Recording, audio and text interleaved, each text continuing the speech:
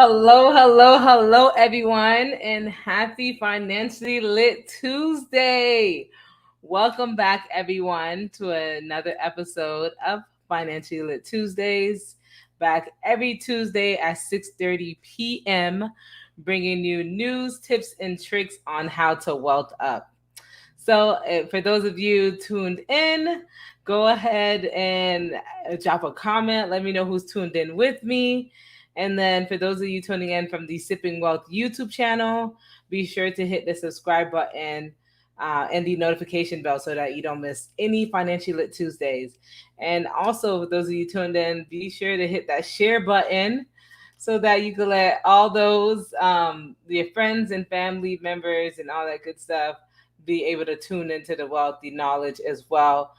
Today, we're going to get into a pretty hot topic for those of you that may know or may not know about JayZ's, I would say, business venture, most recent. We're going to go ahead and talk about that today and kind of break that down a little bit. So, go ahead and, like I said, drop that comment. And then before we go ahead and get started, I am going to share a quick news clip to kind of give you background knowledge about everything that's going on with JayZ. For those of you that may not know, or that maybe you saw like a blurb on social media or something, but don't know too much about it. So I do want to make sure I share that with y'all. So give me 1 second. I'm going to go ahead and get it started for y'all. How y'all doing today? Hopefully everyone's having an awesome, super financially lit Tuesday. Alrighty, I'm going to go ahead and get the stream going. All right, let's go. Welcome back, everybody. This morning, Moet Hennessy announcing that it's going to be acquiring a 50% stake in luxury champagne brand Armand de Brignac. It's also known as Ace of Spades. The brand was popularized and created by Grammy-winning artist and businessman JayZ, who owns it and will retain a 50% ownership stake alongside Moet. Joining us right now with more on this deal is music mogul and entrepreneur Sean JayZ Carter and Philippe Schaus, who is the CEO of Moet Hennessy, the wines and spirits arms of LVMH. And gentlemen, welcome to both of you this morning. It's really great to see you on the news of this deal. JayZ, I was hoping we could start with you. Good morning. Good morning to both of you. JayZ, I was hoping we could start with you because I know that you are incredibly particular about how you do things. You talked about this with Tidal. You don't do things the easy way. You do things the way you think are going to have the best results. So why Moet? They just was aligned in our thinking and thoughts and, the way they care about products and creating products. When we built Armand from the ground up, we wanted to do things right. Integrity of it had to be right. The soil, of course, it had to be in Champagne because it can't be called champagne unless it's from the region. When we build luxury products, whether it be, from Rock Nation to Monogram to whatever we building luxury products. And Moet Hennessy goes about it the same way. So we were aligned in our thoughts of integrity and passion for the things that we build. And, when I met, it started with Alexander. We had conversations, and then Bernard, they came to my house to have lunch in Los Angeles, my Los Angeles home, and maybe October of 2019. And, those conversations, escalated pretty quickly. I see these guys were men of their words. They say they're going to call you Thursday. It's Thursday. It just started out in a place of respect, and it built from there. It built pretty quickly. Philippe, I'll ask you the same question. Why this brand? Why did you come to JayZ? Well, this brand is in the field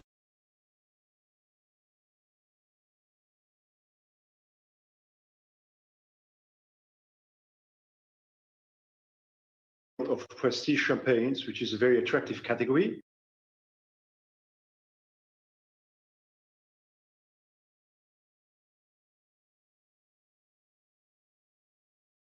All right, had a little bit of buffering issues, which is completely fine. But just so y'all could go ahead and get a little overview about what's going on, I know there was a short snippet of the video, but you can go ahead and check out the article on the CNBC website and kind of check out the rest of the video. But I did want to share that with you all so you know exactly what's going on before I really jump into the topic. So, for those of you that know about JayZ, you know, newly, well, not most recently, but pretty new as far as him being a billionaire. But he is a mogul in the business and music industry.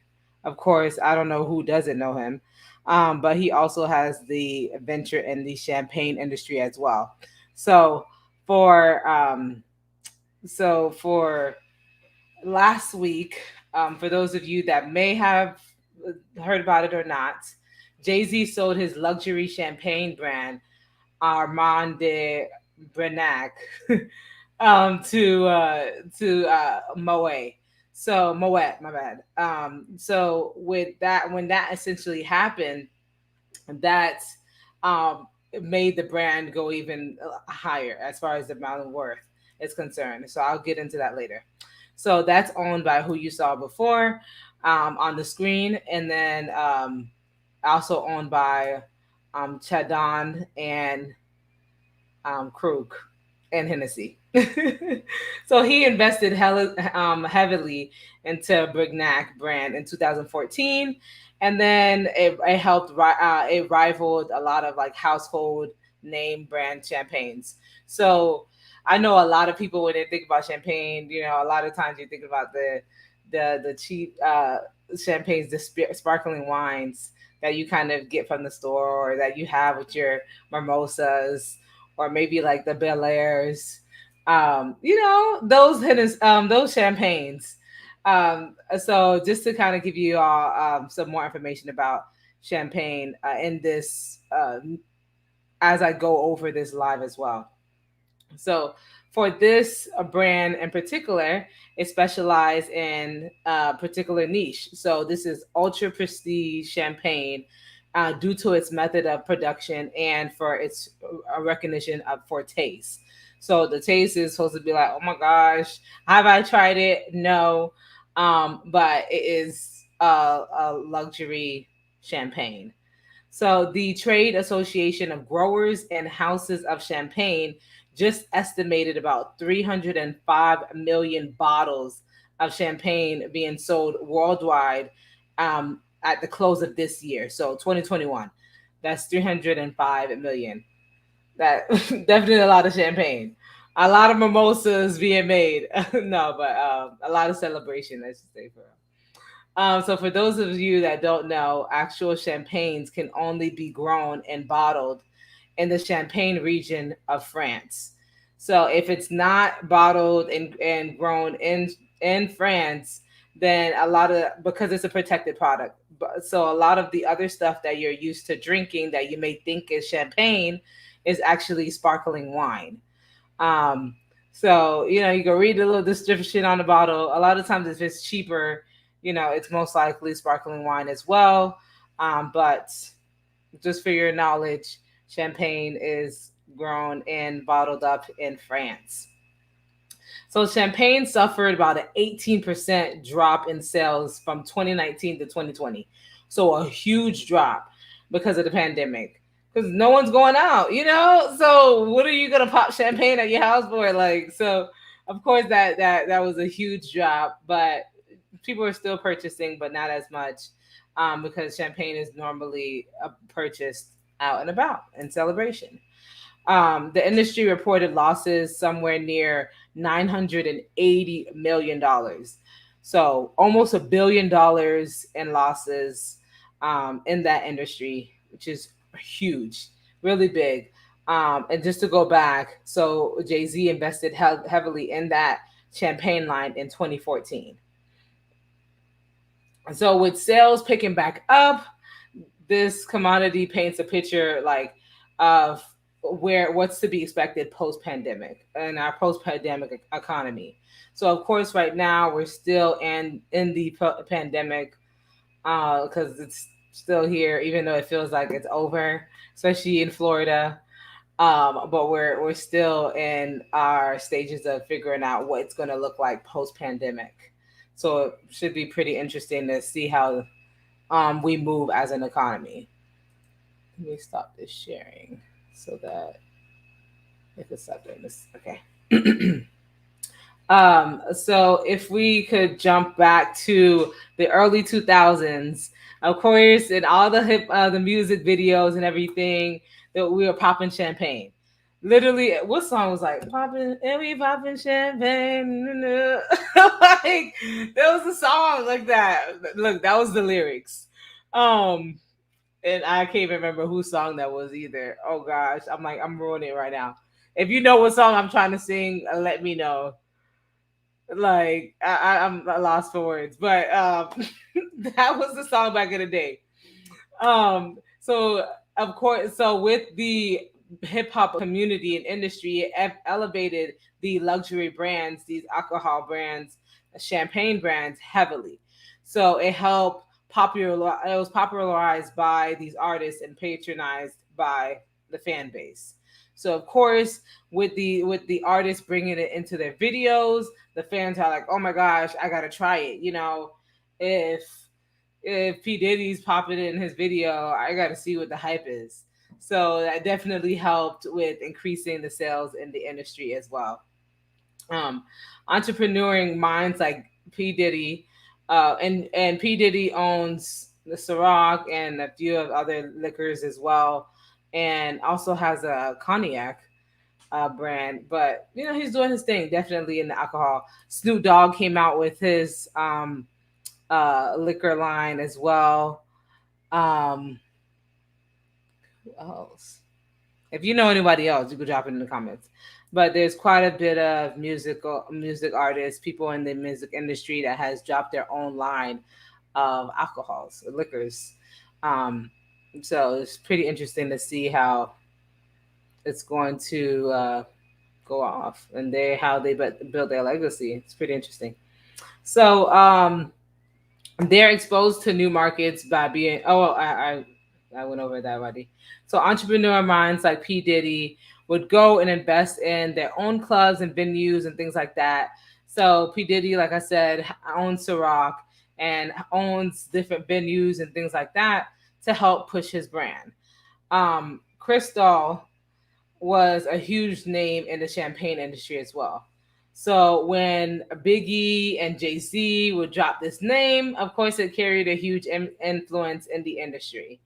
And then we have JayZ investing in his own line in 2014, and now selling um, half of it off to Moet.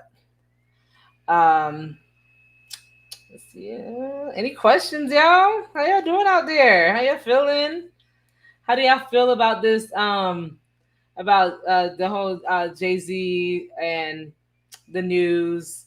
How do you feel about um, JayZ's response to everything? I know I showed a snippet of the news broadcast, the interview with JayZ on there as well. If you drop a comment, let me know. If y'all have any questions at all, let me know as well. Give it a couple of seconds. Um, and I'll go over the Crystal situation. So you might know where I'm going with this as far as Crystal. If you can like date back in the day. So the marketing director of Crystal was asked about the hip hop commercial influence and on their brand. And JayZ responded, labeling it as unwelcome attention. And that was back in 2006. So JayZ's response, of course, was like swift and out there. He was basically saying he was uh, basically pitching his comments as being racist and declaring that it's like, hey, he no longer wants stocks of that company and that he's not gonna drink it personally. Like, Cristal is not it. And now you have years later, with this champagne line.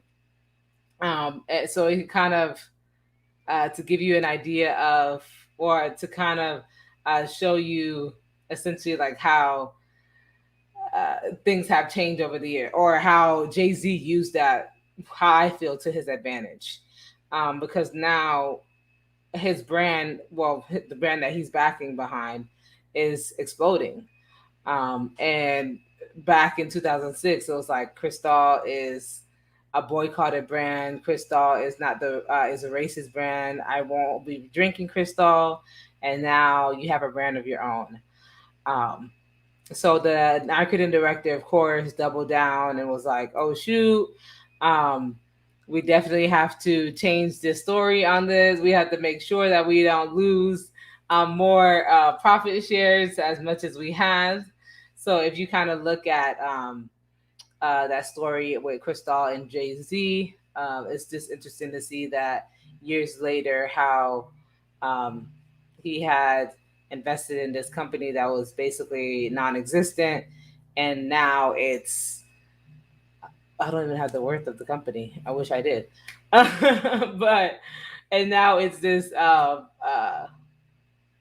very well established brand, um, and it's competing with the other brand that he scorned years ago. So yeah, how y'all feel about this? Let's see.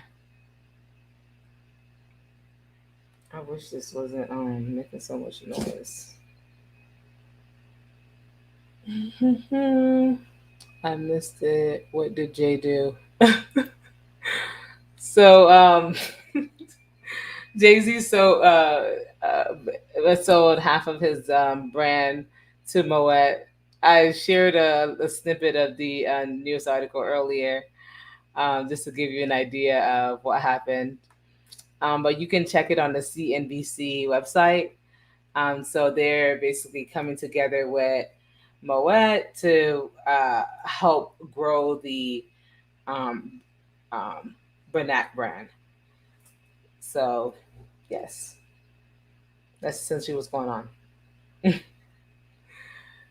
on. So who's to say this wasn't his plan all along, to kind of, hey, I can say this about this brand, and then years later, and then invest years later into this brand and make it into something great, because JayZ is a very calculated individual.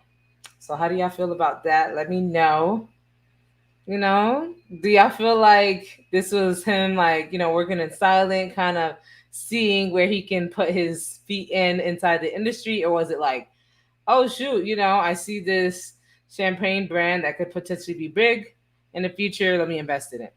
So is this an innocent ploy, or was it like, you know what? I'm going to play the long haul game. Because personally, I believe that it was a long haul, because he's a very calculated person. Why not? But yeah. Any questions? I know this is kind of a different topic than what we're used to, as far as what we go over on the financially lit uh, financially lit broadcast.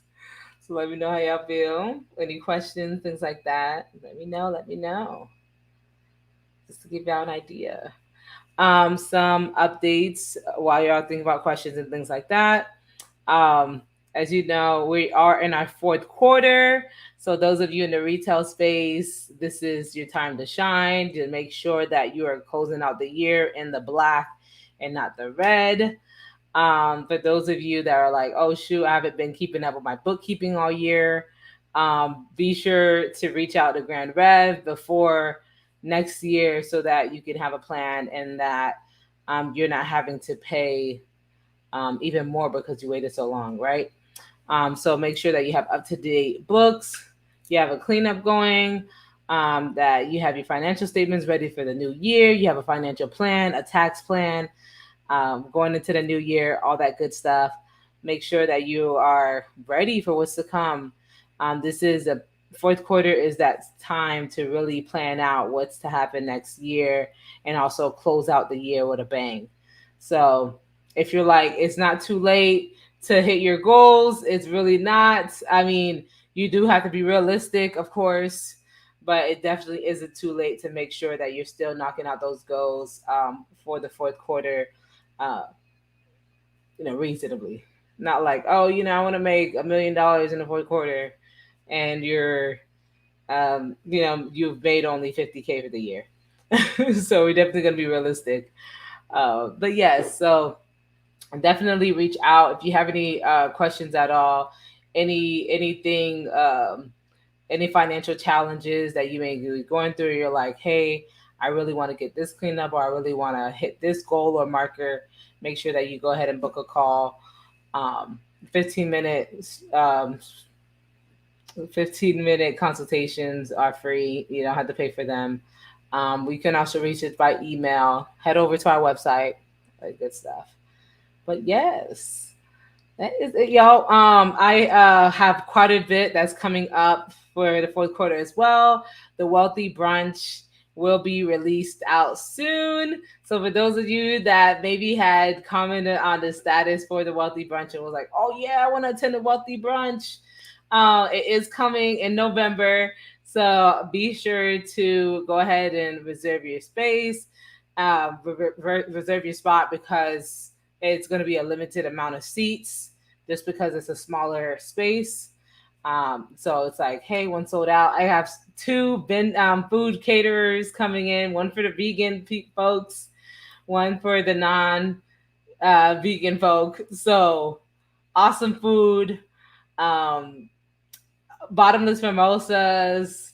I have three amazing speakers along with myself.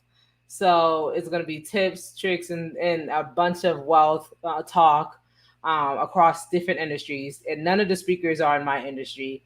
So definitely wanted to make sure that I gave different perspectives as far as how to wealth up, right? Because it's all fine and dandy in my industry. Cool. I can give you tips and tricks and things all day, and you can tune into my lives. But it's definitely seeing how other people in the different industries are able to wealth up and help other people do so as well. So, yeah, so that would be coming up. Also, doing a charitable event in November for Thanksgiving, and another in December uh, for the holidays in December as well. So stay tuned for those. Grandma got some cool things coming up. Definitely excited. And for those of you that haven't purchased your book yet, 10 Toes Down. Why do I not have the book in front of me? But for those of you that have not purchased the book yet, go ahead and head over to the Grand Rev website and grab your copy of the book. You can grab a wealthy t-shirt as well. So one that says unapologetically wealthy, because that's what we are. And uh, the other is black, healthy, and wealthy. So be sure to grab those shirts as well. But yeah, y'all. There go the link right there on the screen. Be sure to get your gear, your wealth up gear, and your book. I am chapter 7. And I have a video on my page that kind of talks about my chapter as well. I know I post a little bit, so it's probably going to take a little bit to get through all that. But yeah, definitely check those out. Be sure to get your gear and your tickets for the Wealthy Brunch.